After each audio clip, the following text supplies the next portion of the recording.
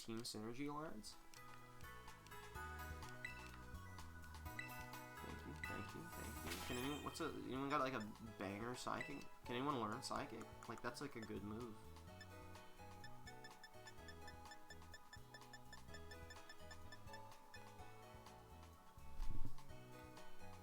That's fucking weird.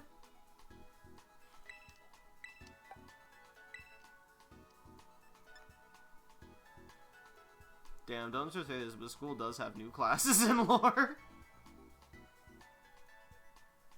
Dude, you know what? Wait, your defense is great, actually. I should leave you with recover. Dude, maybe fuck Terra Blast. And just give you Psychic for more type coverage.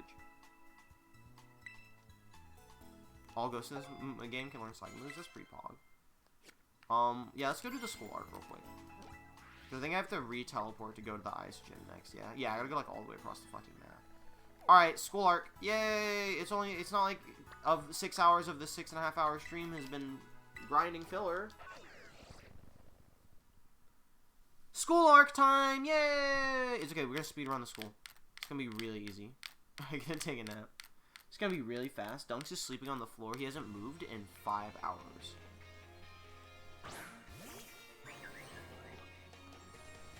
Oh, that's fucked. Why does it walk like that? Oh, that's fucking gross. I gotta get out of here. Gamer already forgot the normal gym. Sad bog.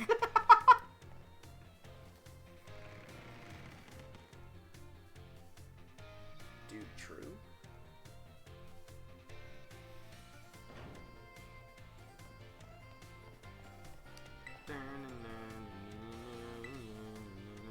Biology 4. Let's get this shit done with.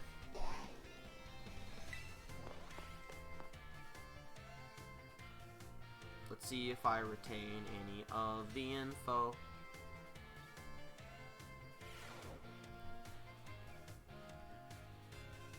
Hello, everyone's ready to learn some new things today. I already graded the midterm exam. Thanks for answering my little question at the end, too. I'll be sure to keep your responses in mind. Alright, we're now heading to the last half of our class together. It's time for our knowledge to evolve and grow, just like our Pokemon. Evolution. Yep, haha, evolution. Today we're going to learn about the fast-game phenomenon of Pokemon evolution.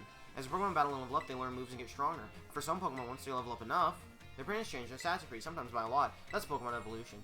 Pokemon become very strong when they evolve, making them trusty partners in battle, but some people prefer to keep their Pokemon in their adorable pre-evolved states.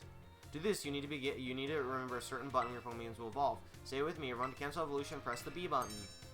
That's right, everyone, B for best answer. The button you want when you want to stop Pokemon from evolving is the B button. If you press the button soon after Pokemon begins to evolve, you can stop from changing. You can also let the Pokemon hold an item known as the Everstone to keep it from evolving. Keep in mind that the requirements for evolution differ from Pokemon. Some may evolve by having certain items, such as the Fire or Thunderstone, used on them. Others may have to learn a specific move or defeat a specific Pokemon in battle to evolve. What? The way Primeape evolves into Annihilate is especially strange. That's a great name. You see, there's a certain move that it's Rage Fist. Oops, sorry, looks like we're out of time. I guess we'll have to end the class here today. Thank you all for your attention. Annihilate is a fantastic name for a very mid-designed Pokemon. Quite mediocre. Quite a little bad, honestly. Yeah, let's get both biologies done.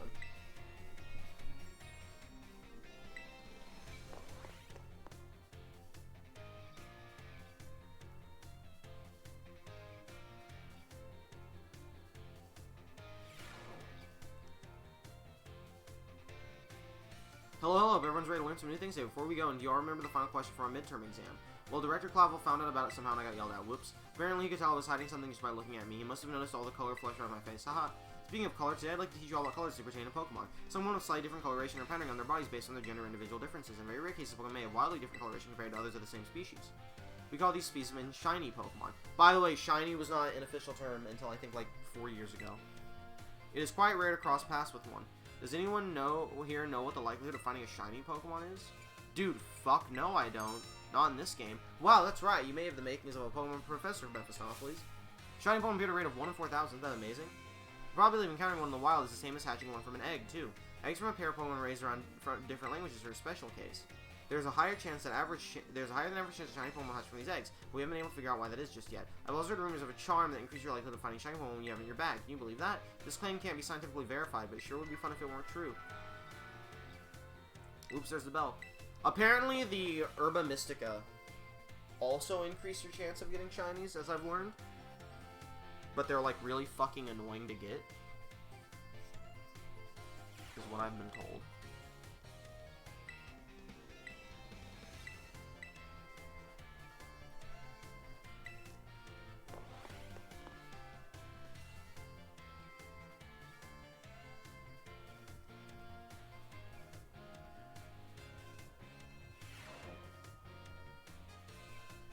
Hello everyone, welcome on the midterm exam.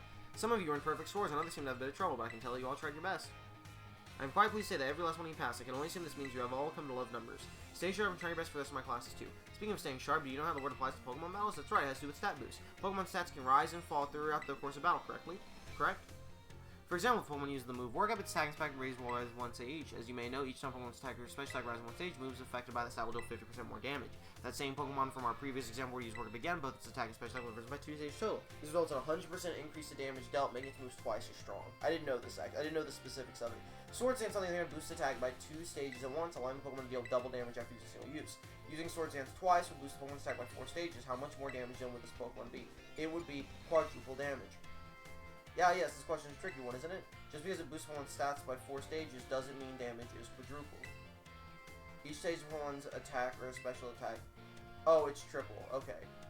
I always think it's double, and then you double it again. So being raised 4 stages would result in a 4 times 50% or 200% increase. The base damage of a move is 100%, so adding 200%, that gives us 300%. In other words, the next move with Pokemon will deal triple damage. Typical time matchups, critical damage, and other factors all play in these calculations as well, so even a small boost must be taken seriously. By the way, if a stat simply rose, that means it's on 1 stage. If it rose sharply, it's 2 stages. If it rose drastically, it's 3 stages. Just so you know, the X attack and attack item can be used in battle, can be used to sharply boost those respective stats. This lesson was a bit difficult, so be sure to review when you learn where to stay sharp. I'll see you again next class. That wasn't really a trick question. That was just me not understanding percentages well.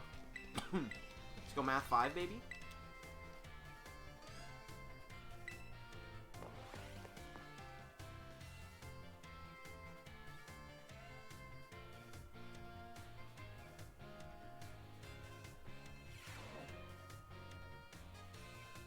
Hello everyone, let's have a fun class today. Did you make sure to review last class's material in order to stay sharp? I know it was a little difficult with all that talk of multiplication, percentages, and the like. Today we'll be talking about percentages again and learn about probability. That may sound like we're going to have another difficult class, but did you know that all of you already deal with probability on a regular basis? Pokemon moves generally have a property called accuracy, which determines the probability that will hit. The accuracy of tackle is 100, or 100%, so if you're to use tackle 100 times, you expect to hit all 100 times. The move Hypnosis, which puts opponents to sleep, has an accuracy of 60 or 60%.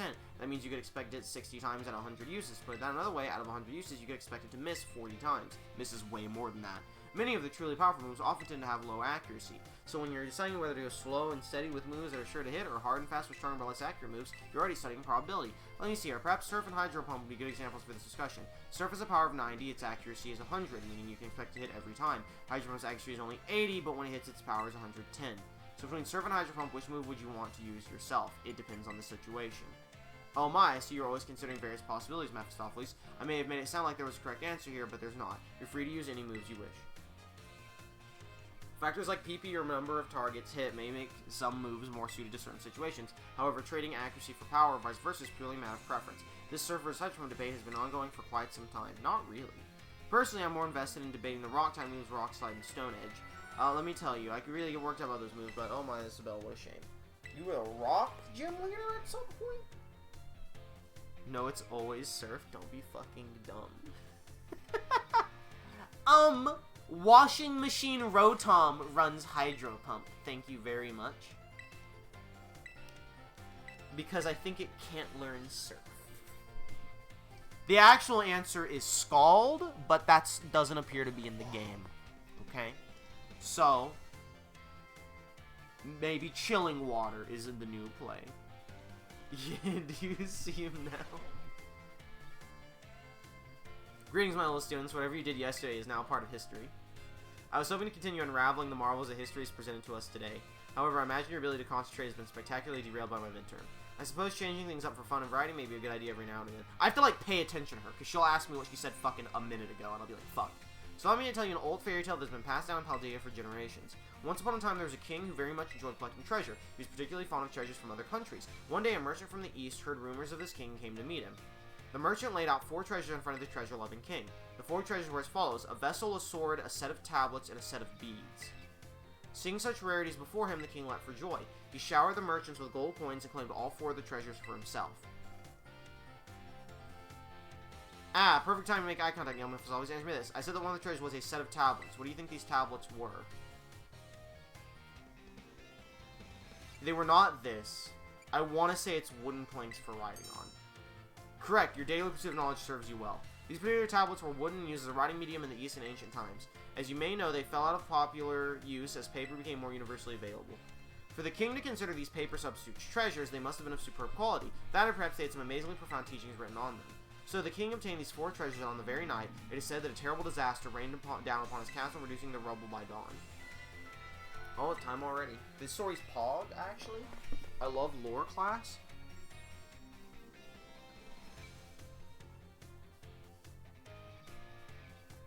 Dunk, dunk, sleepy dunk, dunker, he's sleepy dunk. Let's go. More lore? More lore, please? More lore, please? More lore? More? Walrus noise? Dunks has awoken. Oh, he just woke up to roll over to his other side. Greetings, my little students. Whatever you did yesterday is now part of history. Today we'll continue the unravel of monsters which brings to us. I trust that you all remember our lesson before the midterm exam concerning the great crater Paldea and its interior Area Zero. This mysterious crater captured the imaginations of many, including the former Paldean emperor. 200 years ago, a group of explorers claimed to have finally reached its depths. The name of the team that reached this great feat was the Area Zero Expedition. The team is said to have been made up of Paldea's best and brightest. Skilled battlers, brilliant researchers, talented individuals of all kinds. Among the list of team members was the name of a man who was an author and a brilliant natural historian, Heath. After returning from the expedition to Area Zero, he used his literary talent to record the events of the expedition and publish them. Perfect time to make eye contact. Let's see if you're paying attention. What was the name of the team that first made its deep areas? It was the Area Zero Expedition. Shout out to Legends Arceus.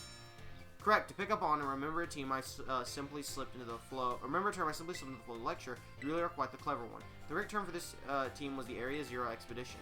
The record of their activities written by the expedition member Heath can be found in bookstores and the like even today. This record is now known as the Scarlet Book. That's a scary fucking name. I know it's the Violet Book in Frosty's game, but the Scarlet Book sounds cursed as fuck. At the time, the entire region of Paldea was absolutely buzzing about Area Zero. The Scarlet Book was so popular that practically everyone had a copy. However, the book itself was full of fantastical descriptions and illustrations of things that could never be thought of as real. The masses began to call Heath a liar. Even the truth of the expedition making it to the bottom of the crater was called into question. The Scarlet Book was condemned to the shelves of used bookstores as just another book of wild paranormal stories. I wish I didn't have Area Zero spoiled. There's a copy on one of the bookshelves on the ground floor of the entrance hall. Feel free to have a read if you're interested. I fucking do, honestly. Supposedly, lore's supposed to be different in the books or something. Oh! Hey, Frosty, you want to do shared lore learning? Where I read the Scarlet lore and you fucking type up the entirety of the Violet lore in Twitch chat. Or send me a series of screenshots. Oh, hell yeah! You can go screenshot all the lore and tweet it at me while I do language class. Classic college! How did you like the midterm exam? You all did really great. We're halfway there, and now time for another lesson. Are you ready? Yes. We're C, my friends. I'm like done trying to speed read in the different languages. Leading up to the midterm, we learned all sorts of words from different regions. Gamer asking me to skip class. I know you take night school. Starting today, though, I'll be throwing a curveball before we begin listening comprehension. Vasi, go for my assistant. Pikachu. Bruh. Pikachu. As you just heard, Pokemon can also use words to communicate. It's not always easy for us to understand them, but their words have meaning just as ours do. Pokemon can use language to share all kinds of information with each other, like the location of food or whether there may be predators nearby. The same Pokemon's cries may sound different depending on what it wants to say. I'm sure you're all curious, so aujourd'hui today, that is, let's learn some Pokemon language. We should also do the school song war. Absolutely will do. You can, if you hold down the screenshot button on your Switch, it records the last 30 seconds. You can send that to me also on Twitter, and I will play it over the microphone. Jet TN3, if you would be so kind, Pikachu. Piga. Whoa! What emotion you suppose Pikachu was trying to convey just now? Oh, don't say it again, Pikachu. That's not right. Pokemon language is hard, isn't it? There's no song. Damn it! When Pikachu... It's just the text of lyrics. Okay, you can screenshot those and send them too. When Pikachu says, Piga, it's using its angry voice! Uh-oh! Pikachu's about to whip out his Pokemon word. That's right, I had my little Pikachu friend here pretend to be angry for us. Don't you think you did a great job? Give Pikachu a round of applause, everyone. There's too many sections of it? That's never stopped me before. He says it to all the other Pikachus. The same Pokemon even communicates feelings the way. Their voices change depending on their mood and physical condition. Try listening more carefully to Pokemon, you might get a deeper understanding of them. That having been said, Pokemon are quite mysterious creatures. Some actually don't communicate with words at all, but instead use things like electromagnetic or ultrasonic waves. Some even use telepathy. And now, apropos of nothing, let me give you all one of my words of advice. If you poke at your Pokemon too many times while washing them during picnics, they'll get mad at you like Pikachu just demonstrated. They'll say the Pokemon word. You can go ahead and type it out, and you can just send it. I'll do my school song as... don't just send it. I'll do my school song as soon as classes are done. And then I can read yours right after. You can, like, type it all and then just copy and paste it when it's time.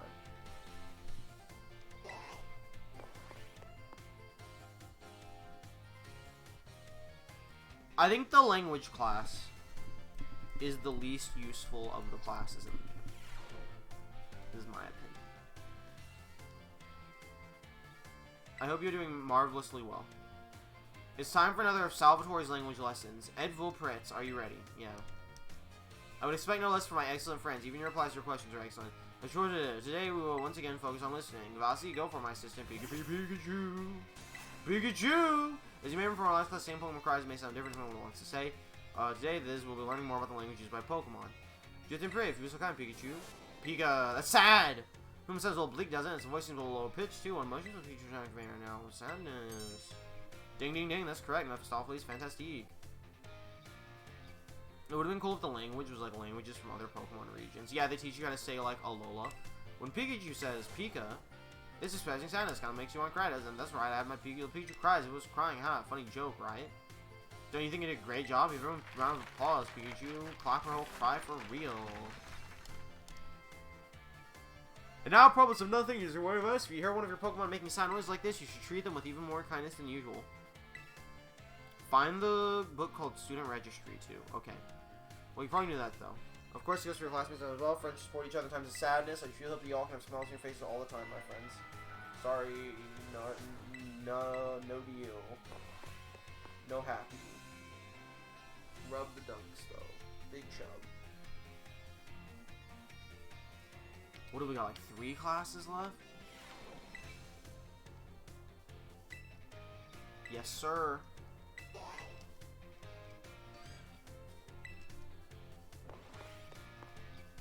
We're getting there. Progress being made. Progress being made.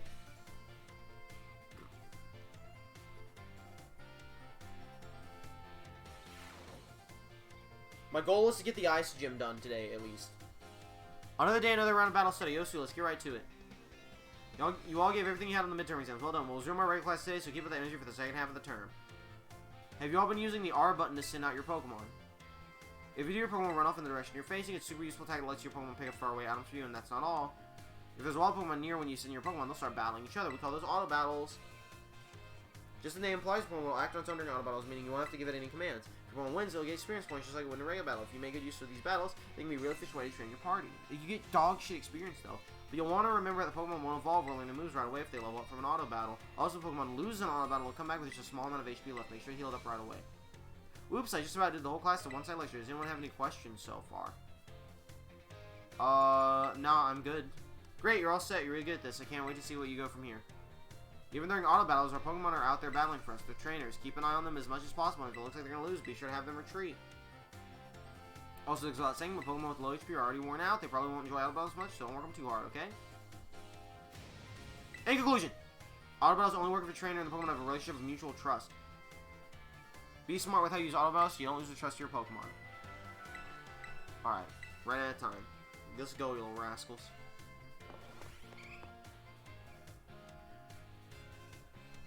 And to make this next class a little more interesting, we are going to very quickly put the Gabagool out front. Good morning, Master Meth Selfies. What class would you like to take? Battle Studies. You like Battle Studies with Miss Dindra? Yes. Class will begin soon. Don't be tardy.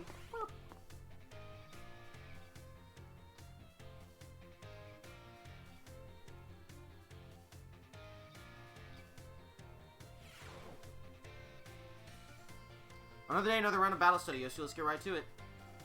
I hope you gave auto battles a shot like we talked about last class. Making good use of auto battles will let you train up a bunch of different Pokemon. It's also an efficient way to gather the Pokemon tools you need to make TMs and TM machines. Speaking of which, have you all been using TM machines? I sure hope so, because it's pop quiz time. Create TMs, you need Pokemon materials, and one other thing. Remember what it is? It's League points. Looks like you're already TM Machine Pro, new kid. Bro, I have 6 gym badges. The correct answer is League points, or LP for short. You can give LP and Pokemon materials to a TM machine to create TMs, but that's not all. You can also exchange Pokemon materials at a TM to get LP. I recently heard about some shady individuals getting LP illegal using a technique called hacking or something like that. I don't want you getting involved in bad stuff like that, got it? She looks directly at the Gabagool. Anyway, you can also add TMs that you want to make to your watch list. This will help you get an eye on the materials you need to gather. In conclusion, in order to make TMs, you need Pokemon materials, and if you want to get lots of materials, you gotta battle all kinds of Pokemon. Oh man, I should suggest we do some hands-on practice. We're John Point I guess we're gonna have to leave the end of class.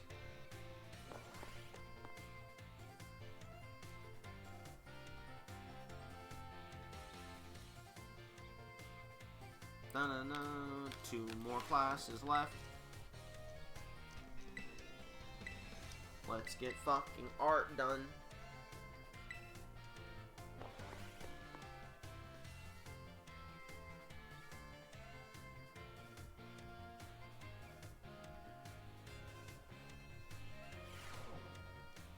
Hello classes, I hassle yet again. I'm pleased to say that everybody did very well in their midterm exams. As a reward for all your hard work, we have a special guest visiting us today. Now then, Brassy, please come in. Greetings.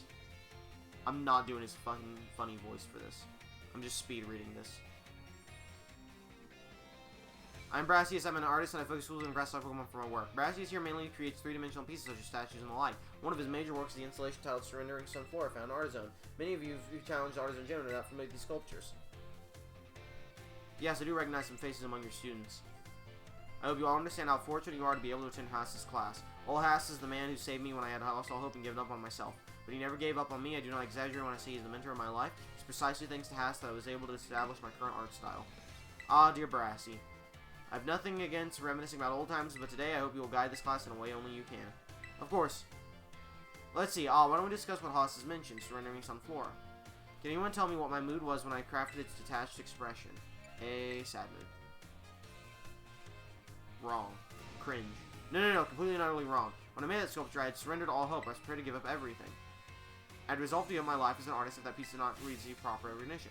Hence the name Surrendering Sunflora. How was I wrong, then? When I started as an artist, I experienced many hardships. I even became deathly ill and fell into a slump that drove me into desperation. I began worrying only about what would sell. I was concerned with only fame and fortune. But all of my pieces during this time had no depth. They were all shallow trash. It was then that I met Haas. He'd helped me realize how petty I was being. I was spared the details, but in the end I was able to leave all that behind. And that is also when I crafted the Sunflora. Remarkable, even I did not know the full story until now. That kind of thing is hard to tell someone, especially when they are close to you. Now, I don't doubt that you adolescents will often find your heads crowded with worries. My advice to you is simple: be honest with yourself and do whatever your heart desires, so long as you don't cause trouble, that is. That is all for me. I must admit I am beginning to feel a bit embarrassed, so I bid you farewell, Haas, and farewell to your pupils as well. He's pogging. Oh, Brassy, I can't believe it's such a wonderful class. Thank you so much. Boy. I love that Ditto fucking page so much. Oh, fucking damn it. Bruh, Dimto, bruh.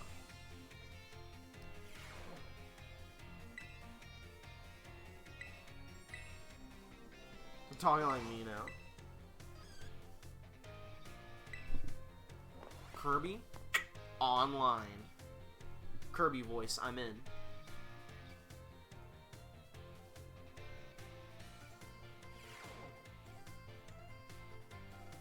Hello class, it is I Hassle yet again. First of all, I'm going to apologize for my composure during our last class. Is this kid doing math during art? I was so touched by Brassia's story that I simply couldn't contain my emotions. I'm sorry for making such a scene. I certainly got a very certain talking to from Miss Time after that class, yes. Anyway, let's shift gears and dive into material for today's class. Now, have any of you heard of the 10 sites of Paldea? As the name would imply, there are 10 sites in Paldea that are considered particularly beautiful. Among them, I would say that the Grand Olive Orchard is likely the most accessible. You can see the field after field of olive trees from the hill on the way to Cortando. 2 waterfalls are also counted among these 10 sites, Fury Falls and Castle Royal Falls. Then there's the peak of Glacido Mountain, known as Paldea's highest peak. There's another cliff on Glacido Mountain that's named after its rather unique shape.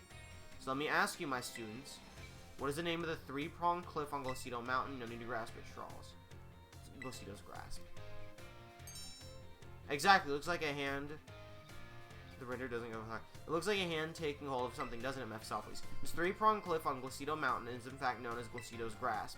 Though its shape is far too stubby to be that of a human, I imagine someone thought it looked like a Pokemon hand grabbing something.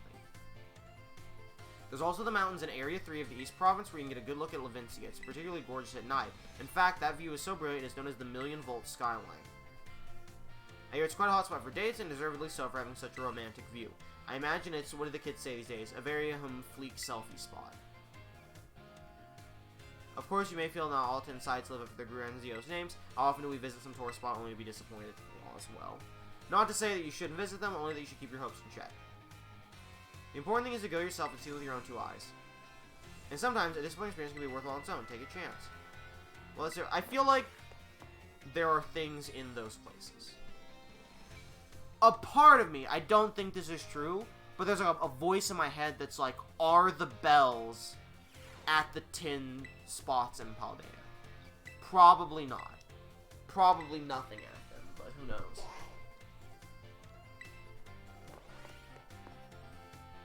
I feel like that's giving too much credit to the class segment of this game.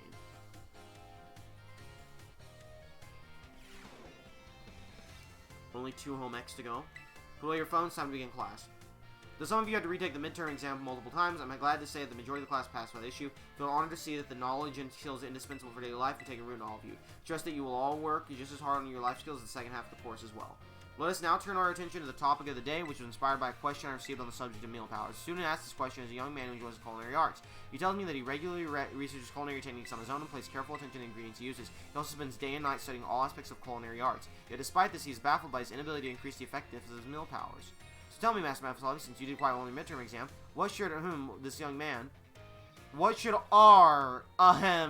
man do to increase the effectiveness of his meal powers? He should make food more often. Fuck. The culinary arts are not so easily grasped. Simply engaging in them more often will not necessarily lead to success. To increase the effectiveness of meal powers, sandwiches must be filled with many different ingredients. For a single person, this may prove difficult, but if you prepare sandwiches with others, you'll be able to handle a larger serving of bread.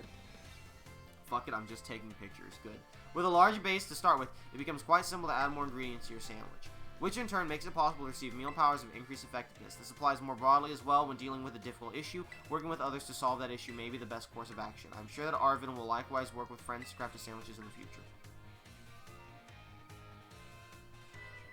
The identity of the meal student is a matter of privacy, so I should ask that you do not pry too deeply. Our time together is coming to an end. I bid you all farewell.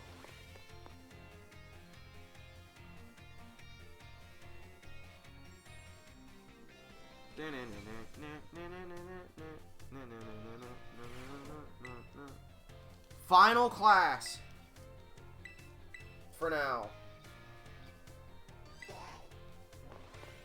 Jesus Christ. I learned the school, the good Christian school.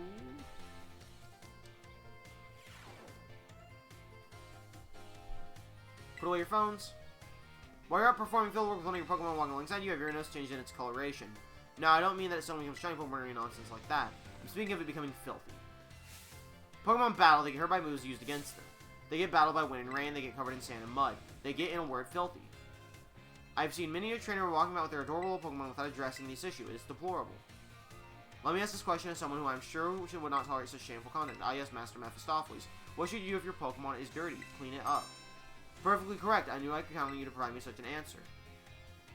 When your Pokemon are dirty, clean them. This is, of course, simply common sense. While you're having a picnic, you can approach Pokemon on your team and perform a variety of actions. One such action is putting them through what I like to call the Pokemon wash. In other words, you're able to clean them up. Pog? You start by getting your sponge lined up with soapy bubbles. You gently and carefully scrub your Pokemon. Once your Pokemon is nice and covered in soapy bubbles, the bubbles will encapsulate the filth, and you simply wash away with a spray of water. This will get your Pokemon clean and shining bright as a Terra Jewel. We're about to have bath time, dog. It is certainly quite a bit of work, but this will also restore HP and cure status conditions. However, some Pokemon may have parts of their bodies they don't want scrubbed, or that they would rather not get wet. Be sure to keep this in mind when cleaning your Pokemon. Now, the most important that I like most mention is that some Pokemon like to be dirty. Though I will contradict myself by saying this, please remember that cleaning your Pokemon is not always the kind of thing to do. Our time together has come to an end today. I bid you all farewell. Tell me rep for Nox.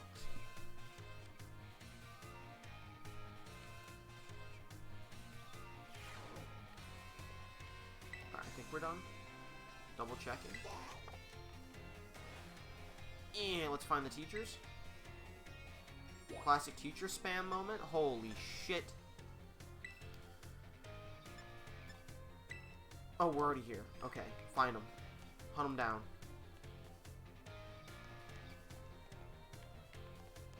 Where the nerds at?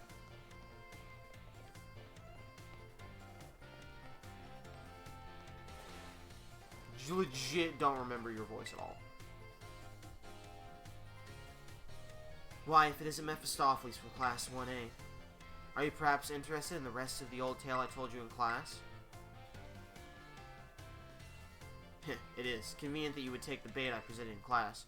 A vessel, a sword, a set of tablets, and a set of beads. After obtaining these 4 treasures, the king's castle were destroyed. Why, you ask? Because these 4 treasures were actually 4 Pokemon. As these Pokemon were passed from human hand to human hand as treasures, they slowly became tainted by hubris and greed. Finally, after coming in contact with the rapacity of the king at that time, they awakened as disasters and began to rampage out of control. The king called for renowned Pokemon wielders to defend the country, and after a fierce battle, these incarnations of disaster were quelled. It is said that these 4 Pokemon were then sealed away somewhere in Paldea. So what do you think? You say the story is just make-believe? Nah, I found the giant gate. Heh, very astute of you. I have read many historical disaster reports, personal journals, and the like. There's much to support the truth of this story. If I am able to prove the story's veracity myself, I'll be sure to let you know. Yay!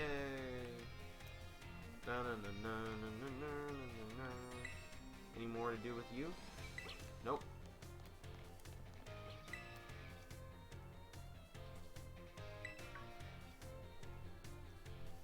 Oh, why hello there, young Mephistopheles. I'm sorry I was lost in thought and didn't notice your approach.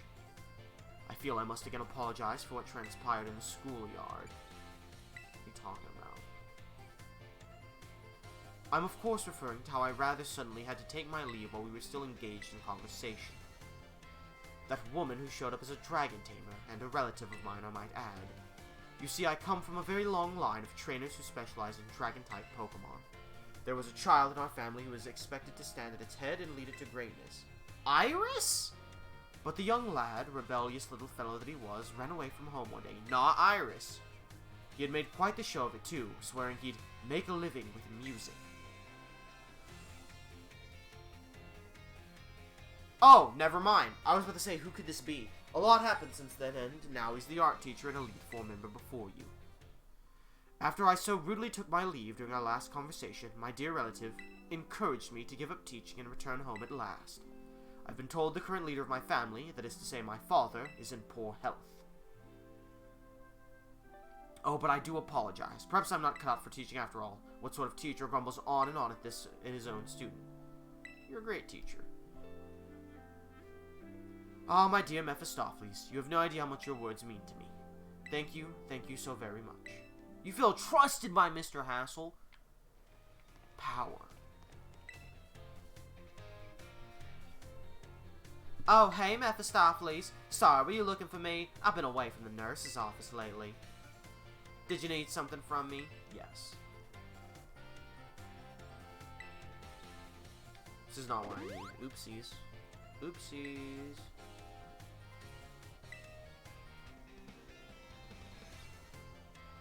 Alright, bye then.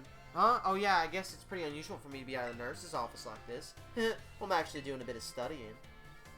Thought I'd try my best at the health teacher certification exam one more time. You can do it. Just so you know, it's totally not because I'm inspired by a certain somebody working hard at their treasure hunt, okay? Well, maybe I am just a little bit. So, you know, thanks, yeah. Uh-oh, my break time's almost over. I know you'll be cheering me on, Mephistopheles. Feel trusted. The bonds, they're fucking skyrocketing. They're hitting fucking nuclear friendship levels.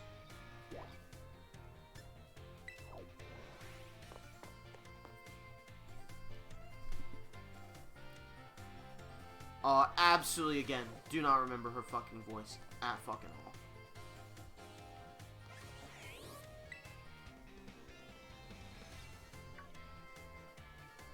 Oh, right, she's old. Mephistopheles, you scared me. Were you cooking something? Oh no, I'm not here for anything food related at all. I was just walking around the entrance hall, and I felt that intense gaze I told you about before. So I quickly ducked into the cafeteria here. Our cafeteria has only one entrance, so I thought I might be able to discover the identity of the person watching me if they followed me in here. Ah, someone's come just now.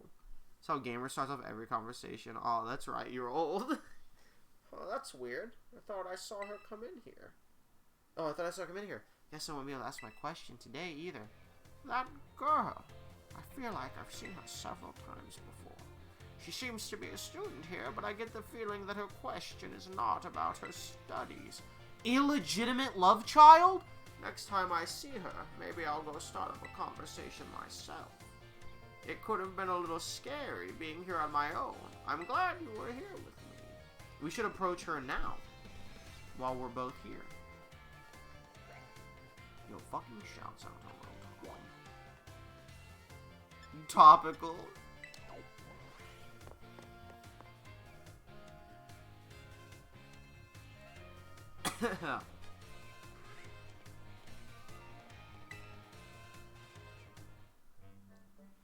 Oh, my dear Mephistopheles. Thanks to your advice from before, Pommy is well see for yourself. It's feeling better now? Yeah, it's feeling better, but this particular Pommy may just be a bit meek, I suppose. I had Nurse Miriam take a look as well, and she says there's nothing wrong with it health-wise. So it shouldn't have any injuries, ailments, or the like. Even so, it never utters so much as a cry, which is odd. That part is seeing even Mr. Jock here stumped. Sorry that I couldn't be of any help. Nothing can pass. Don't worry about it. I have some more information now thanks to the Academy's security cameras though. It seems Pommy was attacked by a wild Pokemon and fled here to the Academy grounds. Maybe it's still in a bit of shock from that experience and can't bring itself to speak yet. Yep, if that's the case, there's absolutely no problem with keeping quiet. Pas de la problème. We can just attendre, wait, that is, until it feels like talking. That's all we can do, really. Even if you can speak all sorts of languages, there's no guarantee that you can understand what's going on in someone's heart. But have no fear, I won't give up. No, I'll keep on trying till we figure each other out. Pog. Plotlines resolved. Plotline ended. Shit. New plotline unlocked. Blah. Ah, hello, Mephistopheles. I see you already registered 30 species of Pokemon through your Pokedex for me. Ivan, that's it. Wow, Ivan, wow, so you got this kind of Pokemon. And this one, all this data, this is the best. Ah, sorry about that. I got a little excited there. But I get the feeling that you're going to be a great help in my Pokemon research. Here, take these. Consider it my way of saying thanks. Oh, Pog. You sure are good at catching Pokemon, aren't you, Mephistopheles? For your next goal, let's aim for 100 species. Remember, when you find a Pokemon you've never seen before, give a Pokeball a throw.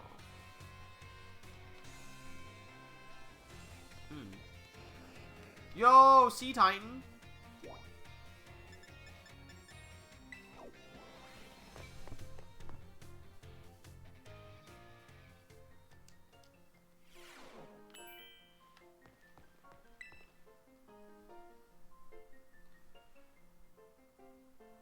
Master Mephistopheles. There's something that I would very much like to ask your help with. What is it? Well, you see, I do not want anyone to overhear this, but I hear rumors of an incredibly sweet condiment that exists somewhere in the Paldea region. I absolutely must experience that ambrosial sweetness for myself. You are the only one who knows of my insatiable sweet tooth, thus I have no one else I can turn to for help in this matter. I cannot go looking for this condiment myself lest I destroy the image students have of me. I will repay you for your troubles, of course. Give it some thought if this piques your interest. In the meantime, I will gather what information I can about this incredibly sweet condiment.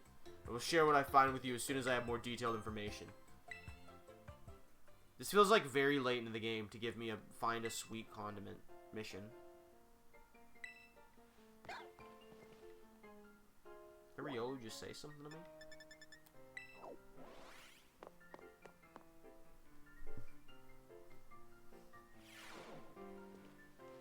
Hey, there's that Pokeball again.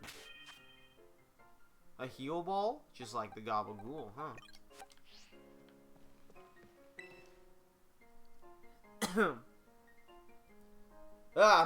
Master Mephistopheles, how kind of you to stop by. I must say I'm pleased to see you on school grounds again. Travel and adventure certainly have their place, but it does one good to attend class as well, no? Speaking of which, there's something I would very much like to ask you. I understand you've joined a variety of classes during your time here at the Academy, but if I may ask, which of our faculty members has made the most favorable impression on you?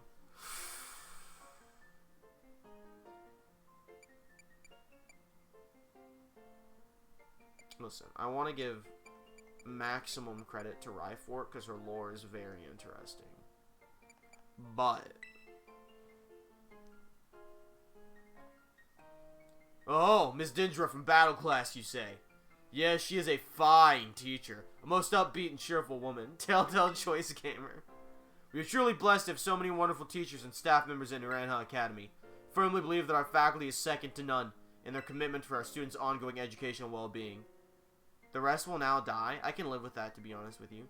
You know, she's only 25. Yeah, Brim. Honestly, I can live with my choice. Thank you very much for sharing your thoughts, Master Mephistopheles.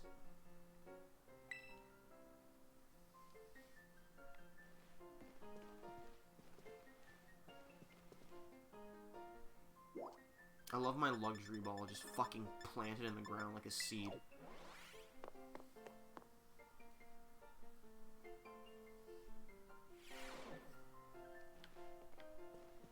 Uh-oh. Some shit happening here. Hey, wait. No way, no way, no way. Come on, Miriam, just try it. What's wrong? Oh, great timing, new kid. Nurse Miriam here won't try the sandwich I made. Dude, that's an adorable Eevee plush. Well, duh, I don't want to get a stomachache. You won't, probably. I still remember that sandwich you made with me with meat filling and meat for bread. That one really messed me up bad. I hadn't trained in the art of sandwich making yet back then. I was young and thoughtless and... Young and thoughtless? It was last month. So, as you can see, I'm not getting anywhere trying to persuade her. Even after I went through that intensive sandwich making training, it kind of makes me sad. She went through intensive sandwich making training. She worked really hard at it. I'm not going to tell you you should try it, but she worked really hard at it. I guess I have no choice if you got one of our cute little students on your side. So fine, I'll try your sandwich. Let's see it. Yes, I knew to come around. Here it is.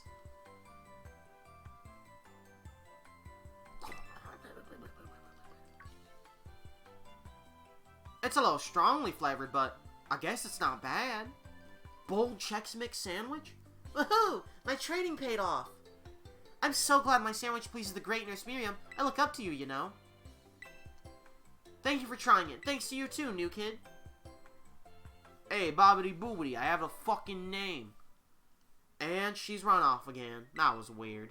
That's just how Miss Dendra is, I guess. She's always coming in the nurse's office with some injury or another, too. Hey. Is your Flaffy alright? Flaffy looks so cute when it's sleeping. Look at it. It's so sleepy and cute. Yes, sir. Alright, it's book time. It's time to read a book. She just head dives through the window. Making sure there's literally nothing in my room. It's got plenty of space to put things to the side, too. That'd be cool. Want to lie down for a rest? No, sir. You know what? Sure. Let's see if anything happens. Okay, where do I go to trigger the song? Like, where do I go to read my song?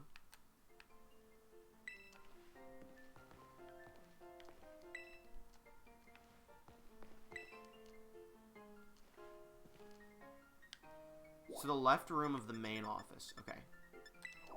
I assume by main office you mean entrance hall.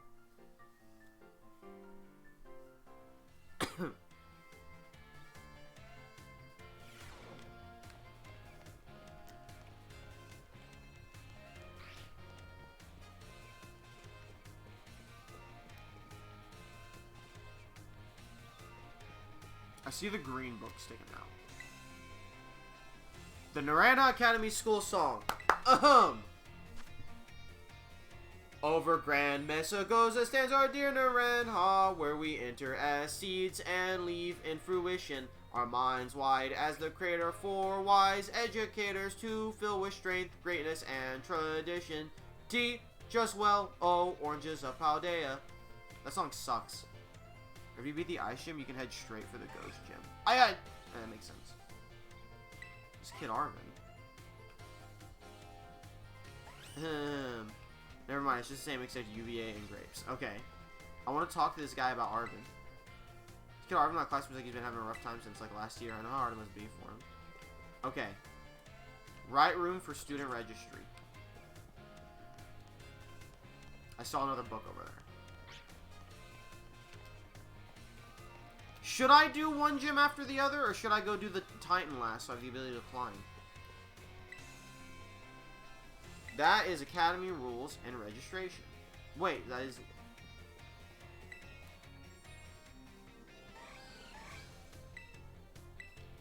What the fuck?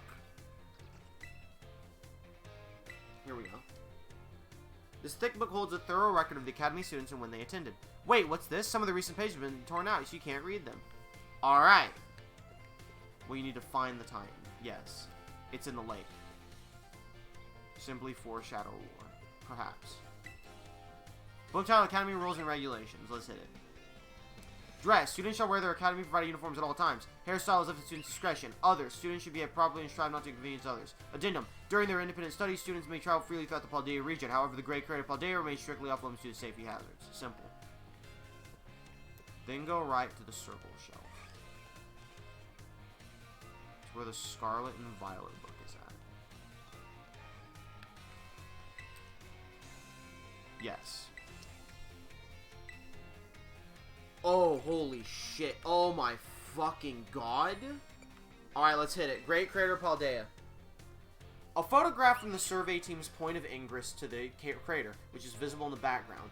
Luck favored us with fine weather, making for a smooth outset, but clouds obscured the crater's distant depths, where the treasure of legend is said to lie. Now onward and downward. Alright. That one is the same in Violet. Adventure into Area Zero. Within the Great Crater of Paldea lies the mysterious Area Zero, a place home to such landscapes, such as plant life and such Pokemon as we had never seen. It is inhospitable to human life, and as such, I suspect something altogether unknown to humankind sleeps in its depths. This one is also the same. A photograph of a spot where the survey team rested on day 2 of the expedition. Note the strange symbols inscribed in the ground here. Were they left by explorers in the time of the Paldean Empire, or could they be older still? Regardless, they seem as if they must hold some meaning. Alright. Area 0 cartograph. Legends from a spiral down the inner walls of Area 0, offering a path of descent. Vegetation and sources of water are here as well. Legends tell that precious stones or wondrous fruits have long slept in Area Zero's depths, protected by some manor or guardian. The same. Alright. Hold up, I gotta check something. Okay. Pokemon of Area 0. This should be where we differentiate a little. Sketches by a survey team member. Surprisingly, the Pokemon species we observed in the upper strata of Area 0 seem a little different from those seen outside the crater. Now and then we heard unfamiliar cries from the lower strata. Alright. Monsters of Area 0. This is where we differentiate, because you're going to have Iron Thread here. As we descended further into Area 0, we began to catch glimpses of mysterious Pokemon, though we wondered if these huge ferocious beasts were indeed Pokemon at all. One of our team suffered a brutal blow from such a beast and was mortally wounded, forcing us to retreat for a time. Oh, they read this in class. Does yours say the same, but it's a picture of Iron Thread?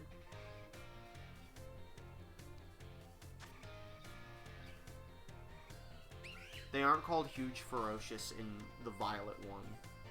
Also, a member of the survey team captured this photograph by chance. I noticed a passing resemblance to the Pokemon known as Donphan, yet differences such as its sheer size and shape, its black tusk, and its gray parts.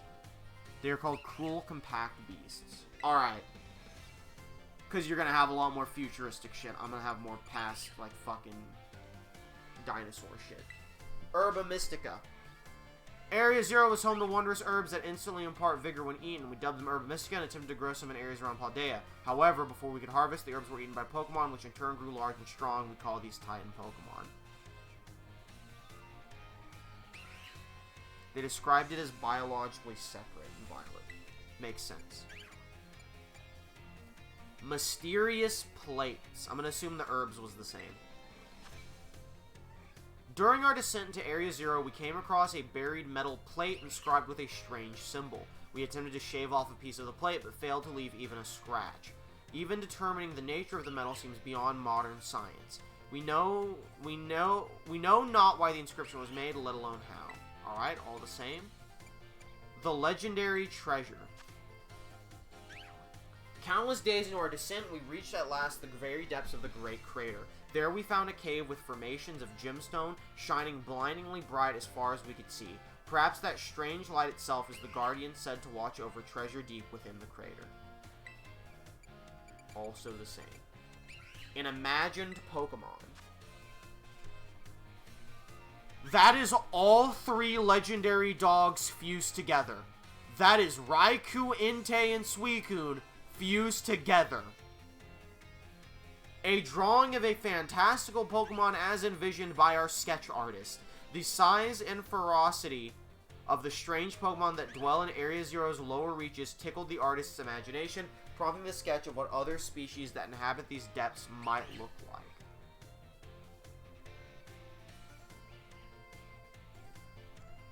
Okay, so this isn't real according to this. I have been deemed the image from Violet. We're gonna read this and proceed. I don't have a way to pull it up, I think. Not without fucking crashing the stream, probably. You have received... So in Violet, it is a photo of Terrakion, Cobalion, and Virizion. The Swords of Justice from Gen 5 all fused together.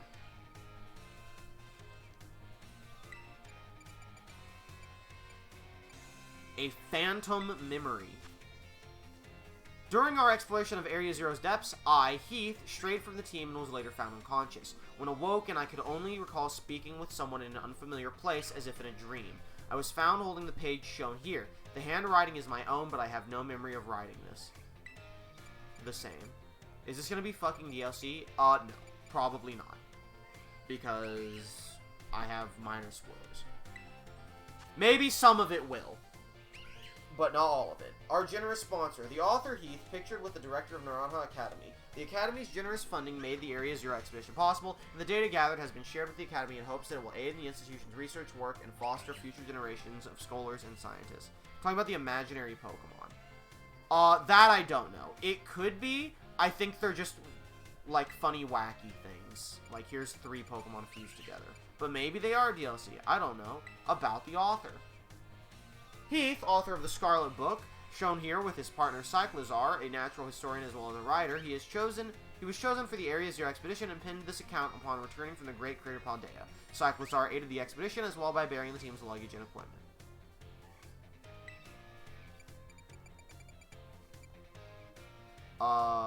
A blank-isk Pokemon. That is a lizard with a crown, it seems. While separated from the research team in the crater's depths, I found a strange entity. Whether it was a Pokemon or even living at all, I know not. It bore a shell with layers of overlapping hexagons and gleamed brighter still than gemstone. Viewed as a whole, it resembled a mysterious, brilliant disc. This is also the same in Violet. What the fuck did we learn? We learned in class that most snowflakes are considered hexagons, and this is a series of overlapping hexagons. And then there is probably a bonus book somewhere around here involving Galar. Maybe this? Types and moves too. Simply not lore. Just not lore. Galar book. Not lore. That is on the very top floor. Okay. Frosty, I appreciate you doing all the lore hunting while I was going through classes. Because holy fuck, there's a lot of books. Did you check all of these? Or no? Like, did you check out all of these? Art the scenic route. You know what? We'll read this one. This month, we're taking the scenic route over to Artizone to see Surrendering Sunflower by Brassius, the Vernon Virtuoso. This humble columnist wonders if ever a work was so aptly captured Inui and Linguor as the installation. The sculptures are every bit as surreal as the title, prompting great minds to debate just what was has sent these Sunflower to say to surrender, but though the meaning may elude us, the reader is urged to visit Artizone and see for themselves. We'll do it. We're in the school arc, the hour-long video school arc. An article caught your eye. Enigmas of Paldea, File 6, Brute Bonnet, Amoonguss meets Dinosaur. This bizarre creature is said to combine traits of dinosaurs with those of the Pokemon Amoonguss. I feel like this is going to be different in Violet. It's named after a fierce mushroom creature of matching description that appears in the renowned Scarlet book. Brute Bonnet certainly resembles Amoonguss, though with its own unique twist. Its gigantic stature and seemingly low intelligence combine to make a savage, powerful fighter. Festivals of Paldea. The Paldean town of Cortando, widely known for its olive production, is also home to the peculiar Olive Harvest Festival. Participants try to usher in a plentiful olive harvest by rolling large balls that resemble olives into a goal. It's said that more olive balls are rolled to the goal, the more abundant next year's crop will be. All comers, including tourists, are welcome to join the olive roll, so reader, do give it a try yourself if you're in town for the festival. A culture is death the difference. Alright, we're about to get the reading of the Violet. I'm actually going to read this next book while he types it all out. While I read Appreciating Sunflower, he'll type it in chat. In Artizone, a town alive with flowers and artwork, there's a special and abiding love for the son of Pokemon and Sunflower, whose sunny floral figure and bright smile never fail to warm the heart. Denizens of Artizone have long revered revered nature, the subject of much art made in the town, in the nurturing sun. Sunflower embodies qualities of both, which is why the town has a tradition of gathering and caring for these Pokemon. Iron Moth, a UFO sent to spy on humankind, big question mark. Bro, is that Frostmoth? You get a Mothman fucking one? I definitely should pick Violet, by the way. I fucking hate all this shit. I love Amoonguss, don't get me wrong. The book entitled How to Become a Champion. Yeah, sure. For Pokemon trainers who are out to grow strong and wiser, there's no higher calling than becoming a champion. To reach that lofty rank, you must pass a test administered at Paldea's official lake corridors. In Paldea, anyway, anyone, and in fact any number of people can become a champion regardless of factors like age. That means you can too, as long as you've got the strength and wisdom to set a thing like your trainers. It also explains what it's based on. Yeah, you can go ahead and type it out if you want, or give the abridged version. Your path to becoming a champion lies in the Pokemon gyms throughout Paldea. Once you've defeated the 8 gym leaders in battle and earned their gym badges, we look forward to your knock on the Pokemon League's door. Volcarona, it would descend from the sky and stalk and attack people. That's so fucking cool. God damn it, that's so fucking cool. Alright, up to the top. Oh, this is like a big fucking circle. Holy shit. Secret book. Of people and Pokemon. People think it's a UFO controlled by aliens observing us. Far in the past, humankind and Pokemon lived in mutual fear of one another, but some humans who love and appreciate Pokemon made an effort to bridge the divide, and gradually the two sides grew closer and found harmony. Oh, okay. A culture! Hey, August issue of a culture up here. Pretty important. Never mind, I have the Volcarona one. Slitherwing, a prehistoric Volcarona revived. Oh, I have a different Volcarona. There have been precious few sightings reported of the ultra-mysterious Slitherwing, a being whose name is taken from that of a similar-seeming creature described in the ever-puzzling Scarlet book. Slitherwing shares traits with Volcarona, so some theorize that it may have been revived from fossils from a prehistoric era that we have discussed in these pages. However, no Volcarona fossils of that era are known to have been found. So, you probably have another Among Us at some point. I just said Among Us. I'm in Among Us. Galar, a history. We made for the town of Stow-on-Side, which sits tucked away in the mountains, to study an ancient mural painted upon a wall of rock, but our plans and the mural itself were shattered by an attack from a Caparaja. Yet behind the mural, what should we find but a pair of Pokemon statues, one bearing a sword, the other a shield. These statues, older than any artifact we'd yet discovered, called into question everything we knew about the legendary hero. Iron Bundle, an ancient civilization robot. Okay, Gamer, what do you think it is? Iron Bundle. I want to say Executor or Phalanx, but we haven't seen Executor in the game yet.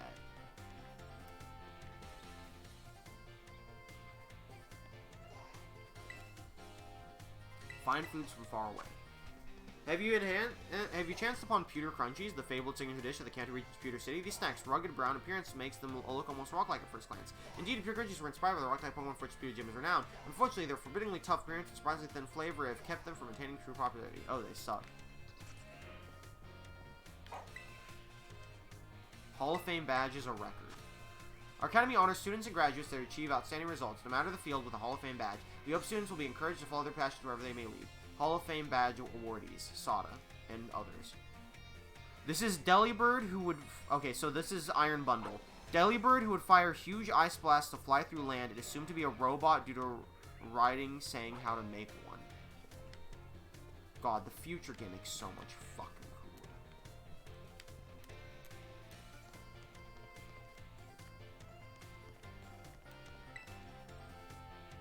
Found another culture. This is a Great Tusk. Okay, in one arid corner of Paldea, there have been reports of a mysterious life form that said to resemble Donphan at first glance. Beyond what there's again, Tusk, tough scales, and aggressive disposition. Leading theories hold that this being is nothing less than a living relic of the dinosaur era, but no one can say for sure. Apparently, it's called Great Tusk after the name of a strange being that was written about in the mysterious Scarlet book. Yeah, we know that one.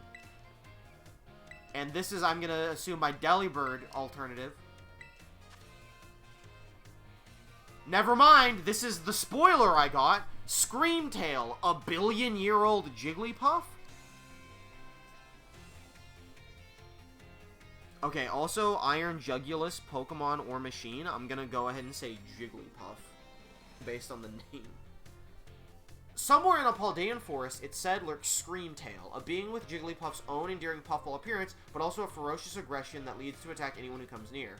Its primitive appearance and savage nature have prompted rumors that it could be a Jigglypuff from 1 billion years ago. It's named after a creature in the Scarlet book that is described as having a distinctive tail and scream. Yeah, spoiler, Screamtail fucking sucks. It looks like shit. That's the spoiler I got was Screamtail. Charcadet's Adventures. Let's fucking go. Charcadet, the fire child Pokemon, may have been little, but did that stop it from being a mighty hero? Not one bit. When a mean Gengar came along to play tricks and scare people, Charcadet stood tall. "Ah, hi-ya!" it cried. But soon, brave little Charcadet got bound up tight in Gengar's long tongue. How could the fire child Pokemon get out of this mess? Just as things started to grow hazy before Charcadet's eyes, the sound of a voice came. "Two paths lie before you, young Charcadet," it said. "Choose between these two sets of armor and assume a new form so you can defeat Gengar." And sure enough, 2 sets of armor appeared before Charcadet. To be continued. It is Hydreigon. It razed entire buildings with energy blasts, then led it to its next objective. It seemed to be some sort of hybrid. Pog. I believe that is every book. I believe we have read every book in the school. Great learning, everyone. Hey, thanks for coming to the school arc. I definitely picked the wrong game in terms of version exclusives.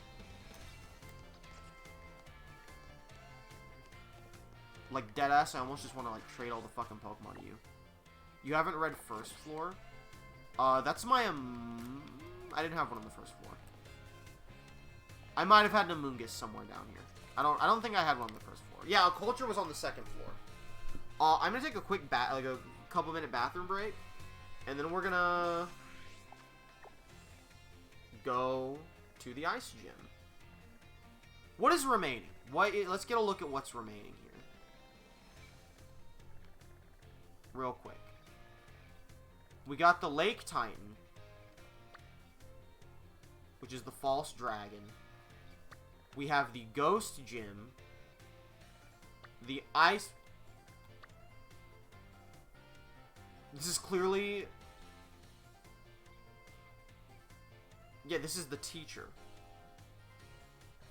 Anyway, we have the Ice Gym, we have the Ghost Gym. The Fairy Leader of Team Star. These are all in the same fucking place, huh? And the Fighting Leader of Team Star. Ultra, are you still here?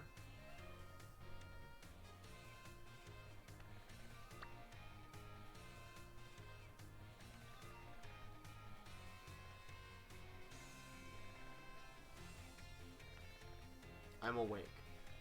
Does it literally matter at all what order I do these? Like, do I need to do the Fighting Star guy last? / Fairy Star guy last? Because you said I could just go straight to Ice and Ghost Gym. And that finishes the gyms. But if I can do the Fighting guy whenever, I kind of want to just go get the Fighting guy done, and then I can next stream. Bam, bam, bam, bam. All in a fucking row. Unless I need to beat the Lake Titan to be able to get to the Fighting Gym. Or by fighting the Fighting Star guy, you know what I'm saying. Anyway, I'm going to run to the bathroom. I'll be back in just a few minutes. We're going to at least get to one of these. We're probably not going to get it done. All I know is Ice and Ghost are the same level as Psychic. You know what? Valid answer. Let's get to the Ice Gym.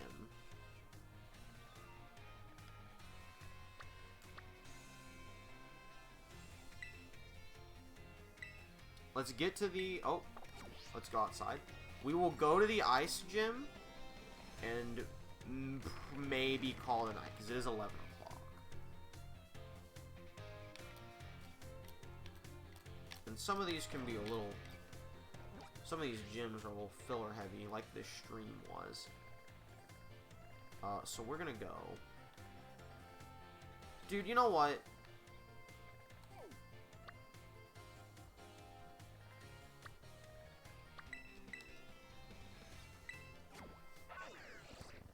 I think maybe we just end it here, and that gives us some stuff to do tomorrow. I may have learned that we get more culture through classes. I should say I have a Pokemon you will see at the Ice Gym. Is it Sea Titan? Because they revealed that one beforehand. I don't think I'm supposed to be here yet. I don't think I was supposed to fly here. Let's not fly here yet. Let's go back to Medali, because I think that's where I want to start, and then head to the fucking Ice Gym. I think we... Okay, yeah, I've seen Cetitan. I like Cetitan, but they revealed it beforehand. And I caught a Cetotl. It doesn't evolve again after Cetitan, so... I'm gonna give my guys... I'm gonna do their stats and shit. So that'll be, this is legit, I think it'll be like an hour episode of like school arc, and I'm about to do some stats. Then I'll take my quick bathroom break, then we can do our PvP battles at the end. And wrap it up. We can call it. Raises the max PP of a single move. We are gonna raise the max PP of recover.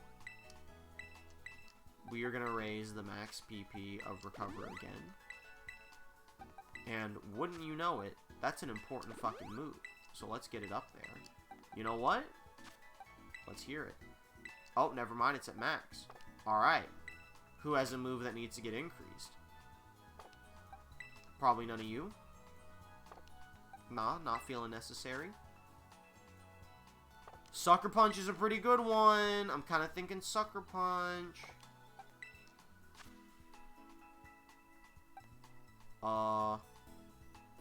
Let's pop an extra recover on you. Actually. Alright. So we got a few things here. Let's look at the stats. Attack stat grows stronger, however, special attack suffers.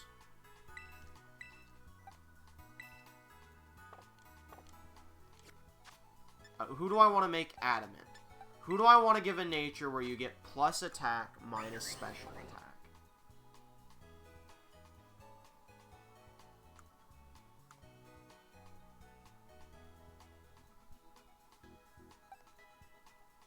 Probably you. You already have that.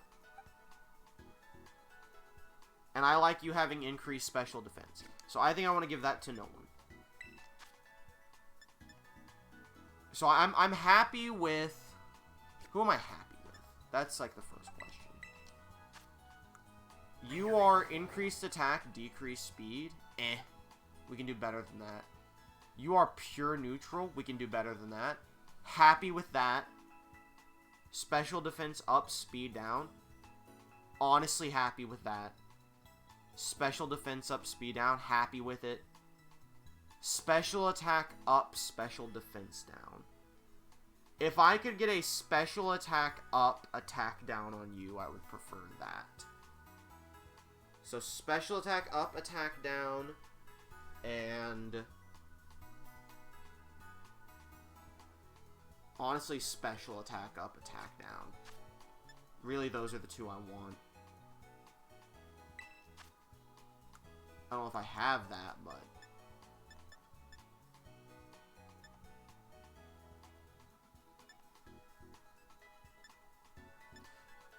Trading your attack for speed is not a bad choice. Speed for defense. Wait, no, that's bad. I want... Right. Sacrificing attack is fine. Speed gets better, but special defense, no. I actually think I'm content with increasing your speed, but decreasing your attack. Can't imagine what the Jigglypuff could be besides just Jigglypuff with a bone. It's actually shittier than that, I'm sorry to tell you. Do I have anything else that lowers attack? No. I have the opposite. Okay. So, straight up. Where are my speed increases? All speed increases go to the Gabagool.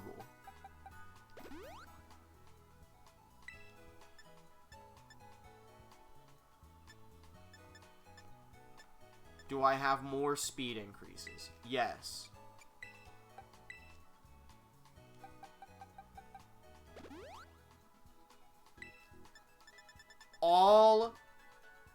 Jigglypuff, but with frowny face. A little bit worse than that. Listen. If you remember what the name of it was, that's gonna give you a big hint as to the only thing that separates it from regular Jigglypuff. Bro. We're gonna give all special attack. Jigglypuff but Jigglyface? No. Special attack, we're gonna give them all to you yet again. You are my fucking sweeper. Okay. Who's getting HP? Who's the tankiest fucker on this team? A lot of you are tanky. 126 and 122. 165, 109. You're physically defensive. I should put physical defense into you as well. Your special defense sucks, honestly. HP's good though. You're so balanced. You're just so balanced. You're a fat fuck. You are a fat fuck.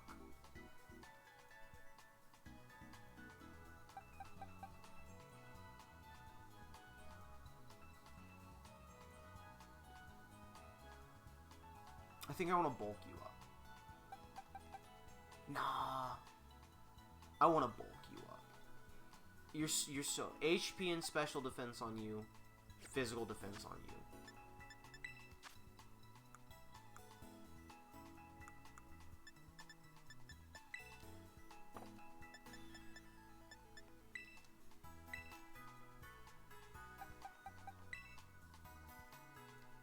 I'm also doing this now because this is my team.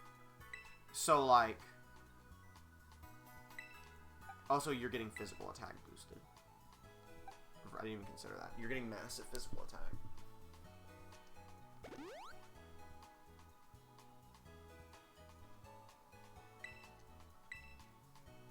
This is for physical defense.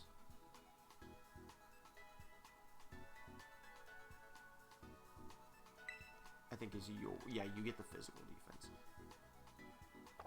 That's right, correct? I'm doing this now because this is pretty much my team. I hope none of them die, so I'm gonna get their fucking stats super juiced. Yeah, you're the defense guy. Y'all can decide this when I run on my bathroom break real quick after this. Use this item to give you lots of defense. And then we want to use this to give you lots of special defense.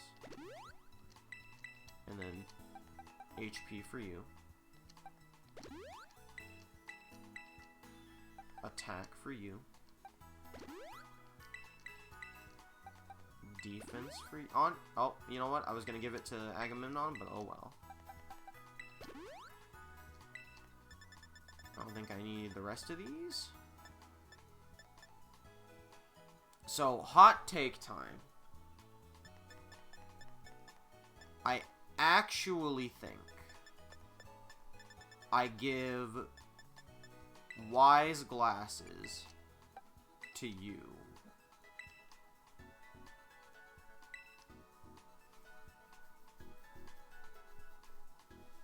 And I give Rocky helmet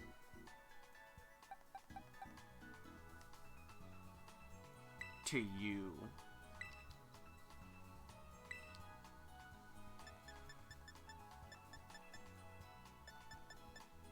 And I think I give the quick claw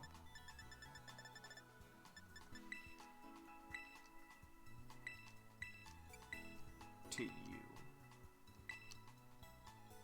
Now that does leave fellas without a shell bell, but that's okay. Put a level team or lower on the team right now.